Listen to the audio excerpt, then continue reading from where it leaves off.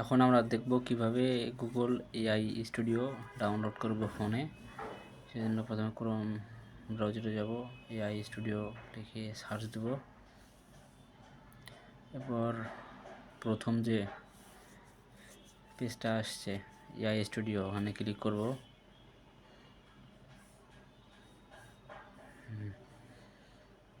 এরপর দেখতে পাচ্ছেন ডান পাশে উপরে 3 ডট, ওখানে ক্লিক করব।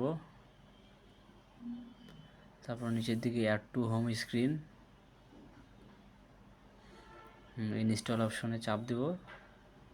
ইনস্টল, হ্যাঁ, এখন একটু অপেক্ষা, এআই স্টুডিওটা ইনস্টলিং হচ্ছে।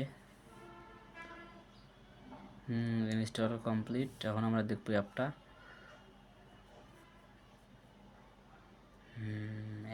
ইনস্টল হয়েছে। এখান থেকে আমরা এখন কাজ করতে পারবো।